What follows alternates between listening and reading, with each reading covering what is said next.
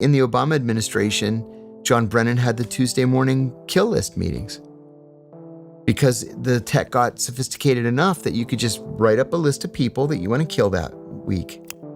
And you dish out the assignments. The teams go out, they kill everybody that's on the list, and then they meet next Tuesday and get that kill list. And you just do it week after week.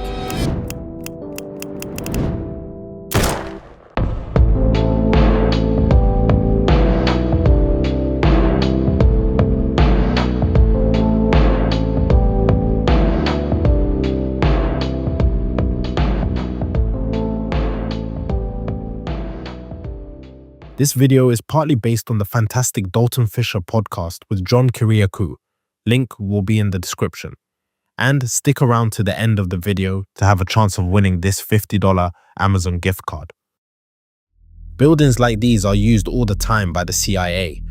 No signs mark the building. It blends into the suburbs like any office.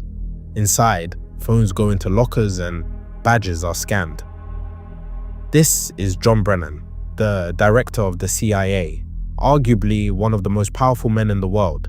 He's handing out assignments to analysts, CIA operatives, military brass, and Justice Department lawyers. A digital map fills the screen ahead. It pinpoints spots in Yemen, Somalia, Pakistan, Syria. Dots glow from intercepted calls, drone footage, and information from informants. For John, he and his team are deciding who should be added to what is commonly known as the kill list. The name kill list is a little exaggerated. Within the US government, the process is usually described as part of the Disposition matrix, a classified system developed to track suspected terrorists and determine what should be done about them.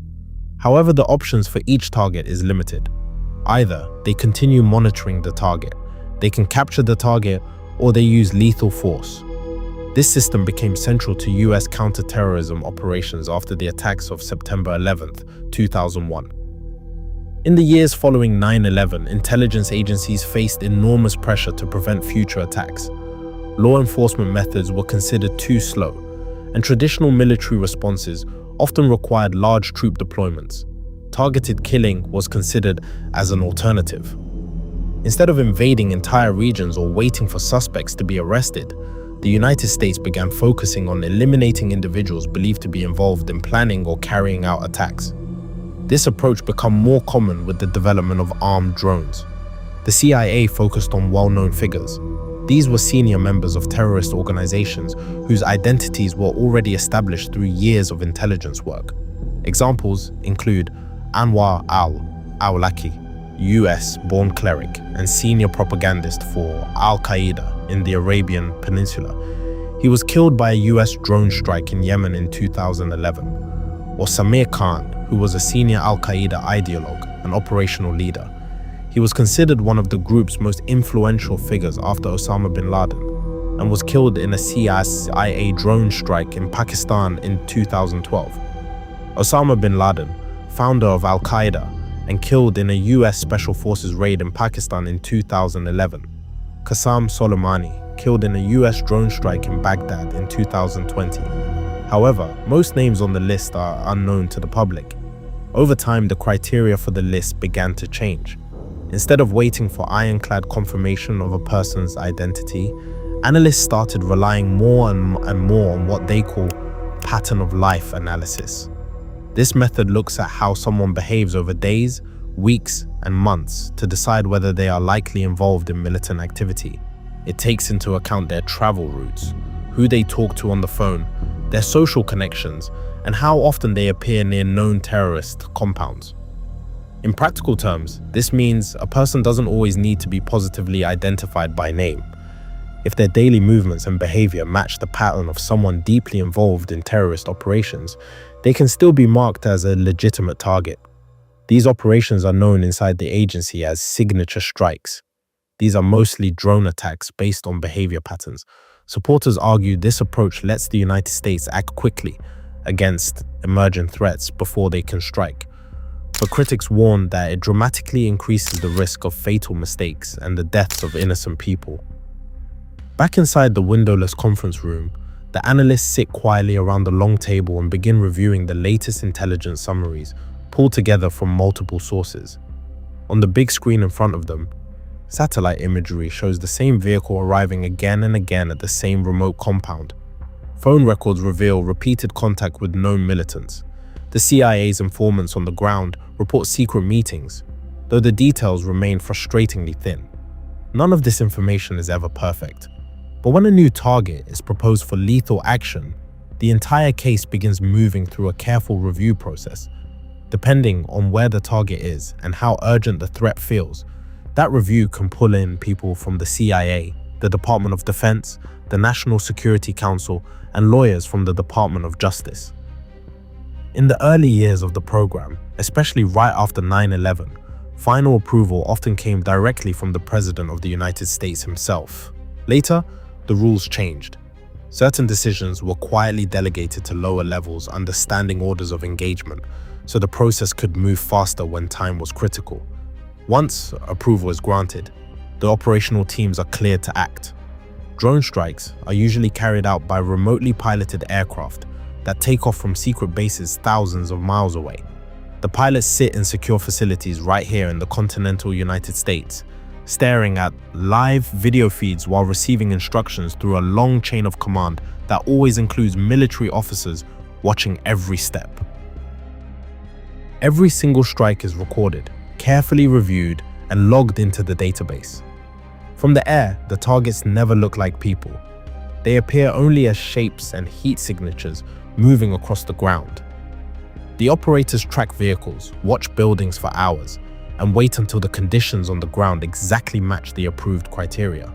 They are trained to abort the strike the moment civilians enter the area, but the definition of what counts as acceptable risk can shift depending on the policy in place and how dangerous the situation feels in that moment. When the order is given, the missile is fired. US officials have always said that drone strikes are precise and that they cause far fewer civilian casualties than traditional ground wars or large-scale bombing campaigns. They also point out that targeted killings keep American troops off the battlefield, dramatically reducing the risk to US personnel. But independent investigations and human rights organizations have documented case after case where civilians were killed or badly wounded. The real number of innocent deaths remains fiercely disputed, largely because many of the strike zones are simply too dangerous for journalists or investigators to reach. Another source of deep controversy is the targeting of American citizens. In at least a handful of confirmed cases, US citizens suspected of working with terrorist groups were placed on the kill list and eliminated without ever seeing the inside of a courtroom. The government argued that these individuals posed an imminent threat, and that capturing them alive simply wasn't possible. Supporters of the program insist that the old legal system was never designed for this kind of borderless, fast-moving terrorism. They argue that waiting for perfect evidence or lengthy trials could cost American lives, and that the president's role as commander-in-chief gives him the authority to take extraordinary measures during wartime. Critics, however, say that the lack of transparency and judicial oversight is exactly what undermines the rule of law. Much of what the public actually knows about the kill list has come from investigative journalists, leaked documents, and whistleblowers. Official casualty numbers released by the government have consistently been lower than the figures produced by independent watchdogs. Because the entire program remains highly classified, there has never been a full public accounting of how targets are chosen or how many non-combatants have died.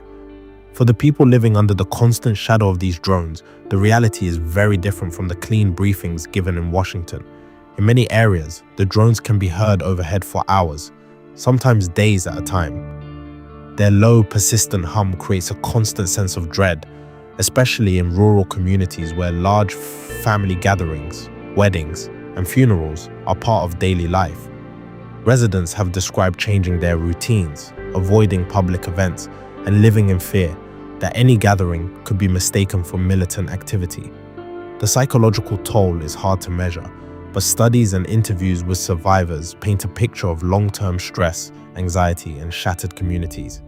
These human costs are rarely mentioned in the official assessments of the program's success. Over time, the kill list has quietly become a symbol of how modern warfare has changed. Conflicts no longer require formal declarations of war or clearly defined battlefields. Instead, they unfold through intelligence reports, legal interpretations, and remote operations carried out across borders. Decisions that once belonged on the battlefield are now made in quiet conference rooms, far removed from the consequences. Critics warn that this model sets a dangerous precedent, one that other nations may soon follow. If targeted killing becomes an accepted tool of state power, it raises serious questions about accountability, national sovereignty, and the future of international law. Supporters counter that abandoning the program would leave governments powerless against hidden, fast-moving threats that do not play by any rules. As the meeting finally ends, the analysts gather their notes and leave the room, returning to their daily routines. The data will be updated again tonight. New names will be added. Old ones will be removed. The process continues quietly, governed by rules that remain largely invisible to the public. The CIA kill list isn't a single document, and it is not the result of a single decision.